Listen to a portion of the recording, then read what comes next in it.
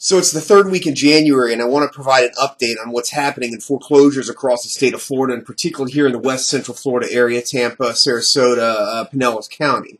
Last night, however, I watched the documentary on PBS on Frontline, The Untouchables, How Wall Street Executives Escape Prosecution. And this is an absolute must-see for everyone who cares about this country, and particularly all of you who are involved in this space of foreclosure and financial crimes.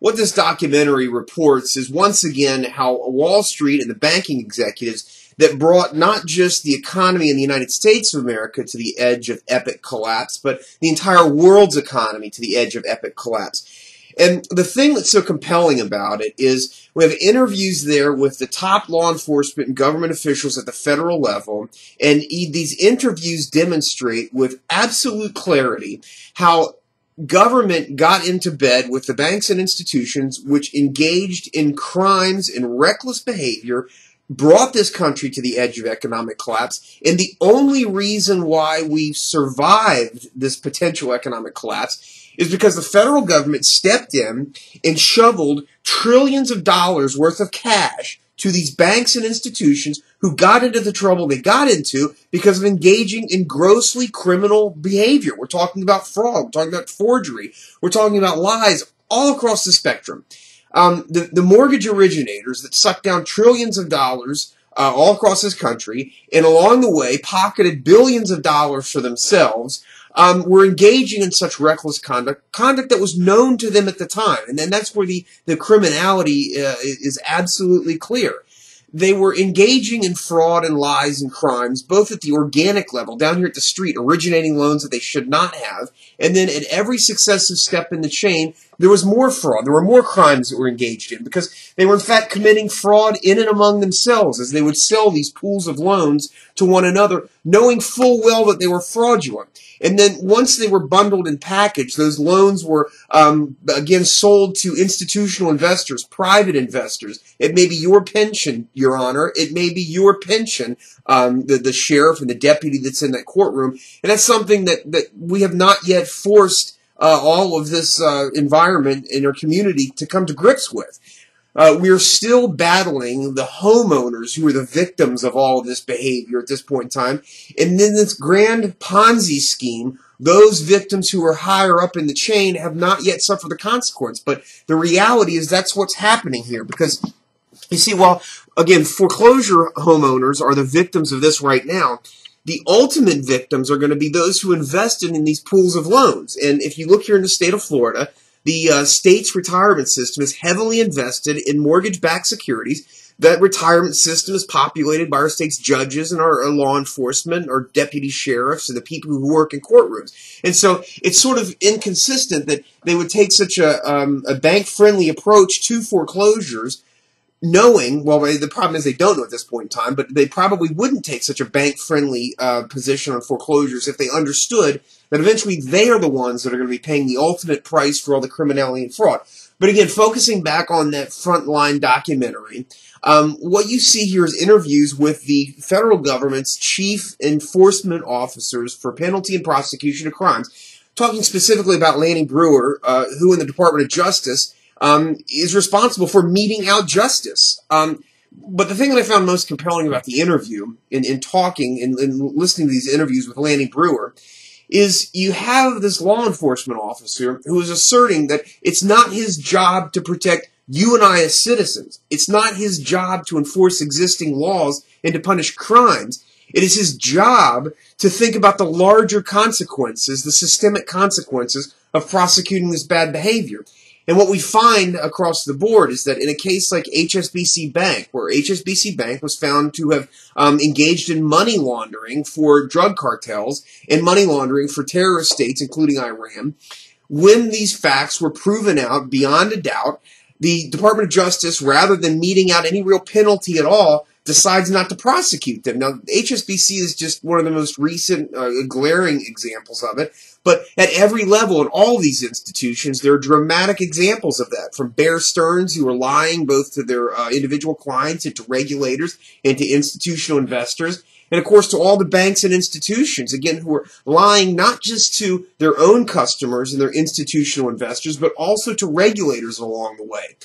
And again, these regulators, rather than holding them accountable, in fact, helped them along the way. Another revelation that came out last week, which of course was not covered by any of the mainstream press, was the accusation again surfacing that Federal Reserve Chairman Ben Bernanke, and then working with Timothy Geithner, but specifically focusing on Timothy Geithner. We understand the Federal Reserve is a private corporation which is charged with creating money, actually handing money out to the banks and institutions so that it makes its way and trickles down to you and I, the consumer and citizen down on the street. But what we find is that in 2007, and then going into 2008, but specifically in 2007, when it became clear that all the lies and the fraud and the criminal conduct that the banks and institutions were engaging in at the institutional level was going to, in fact, crater and tank the economy.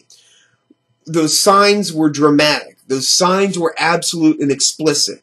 And so those people who were involved in making bets on the state of the economy, particularly institutional investors, but then down street level investors, who were making bets on whether the economy was going to go up or whether it was going to go down, and accordingly whether they should make their money placed on shorts or based on longs. Those folks who read all of the symbols and looked at what happened around and recognized that the economy was going to crash and there was going to be major problems coming out of the Federal Reserve, clearly and correctly put their money on the short, that it was going down. But what happened was the Federal Reserve, against all logic, stepped in and provided some additional juice into the system.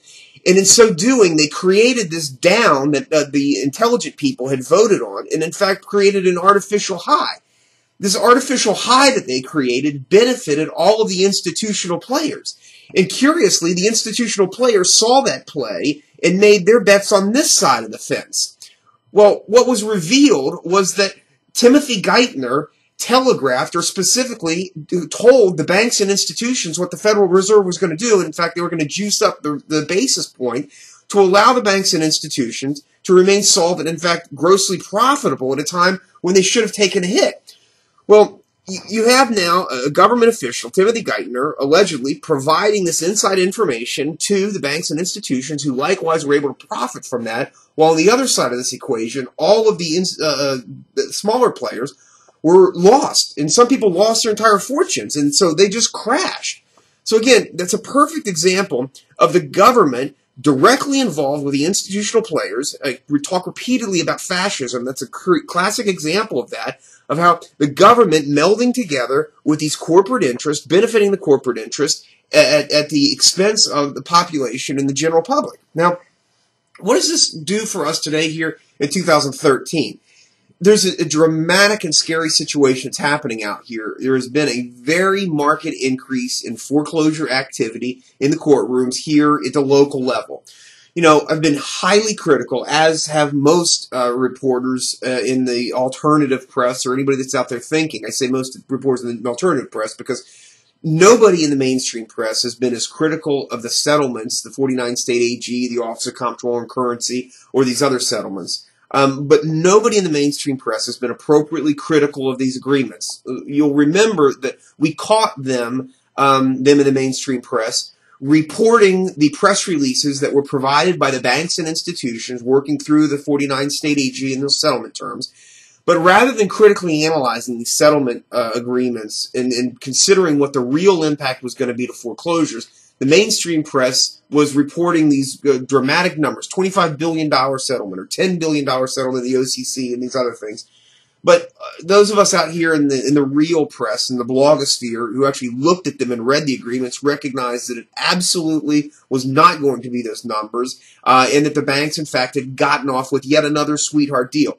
But one thing that wasn't reported at any of these press conferences, and one thing that none of the government officials that are supposed to represent the interests of the voters and the consumers in the states that they represent, the federal officials representing consumers. What was not reported on was the fact that a consequence of these settlements was going to be a dramatically increased foreclosure environment and a much tougher environment across the country. And in fact, now that is occurring all across the state. And this is where it's really dangerous for consumers. You see, I've been one of the proponents of pro se people defending themselves. If you can't hire an attorney, file pleadings on your own behalf, go in there and protect your home, serve your family. That's worked well for many people for a number of years, but now we're reaching a critical juncture where the banks are moving forward, the judges here at the state level are allowing them to move forward, and foreclosure sales are being set, foreclosure trials are being held.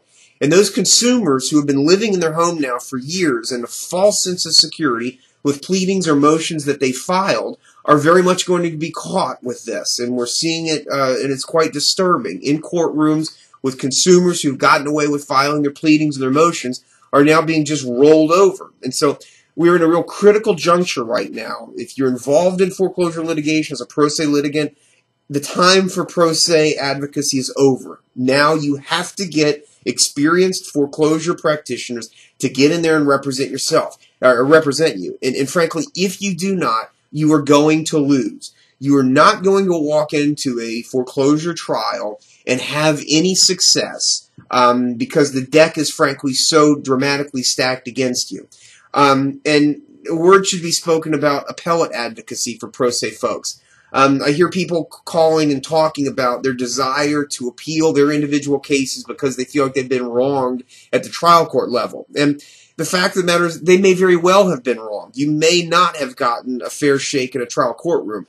But a pro se litigant filing an appellate opinion and taking an appeals case is an absolute nightmare and should not be done under any circumstances, because almost invariably a pro se litigant filing an appeal is going to result in an unfavorable decision that's going to be bad not just for that homeowner but for everyone in the community that's out there fighting. So if you as a pro se litigant are considering filing an appeal, you need to consider not just the negative consequence that's going to have on you and your individual case, but you need to consider what's going to happen to everyone in this community that's out there fighting together. Like we've seen in many of the decisions here in Florida, the appellate court uses those pro se appeals as an opportunity to write very unfavorable opinions. And so again, that word of warning is don't do it. You just shouldn't file those appeals. What you should do is reach out to experienced practitioners in your community, licensed members of the bar that practice in front of the courtrooms in which your case is filed. I can't stress that enough, because we still have this phenomenon out there where consumers, people who are involved in foreclosure, are being victimized by out-of-state loan mitigation or loan audit companies, and maybe even organizations that assert to be lawyers and assert that they can represent individuals in courtrooms. You cannot. What you need are local practitioners who are able to go into courtrooms and use a lot of the information that we've developed over the last couple of years to at least give you a fighting shot in a trial of a favorable outcome. So with that in mind, keep up the fight, but recognize now that if you're a consumer out there fighting and you're going to continue alone in these very critical phases, you're going to lose, and that's an outcome that we all can't put up with.